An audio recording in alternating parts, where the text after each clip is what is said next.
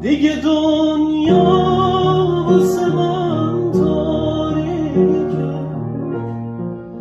زندگی کوره رهی باریکه، آخر قصه من نزدیکه.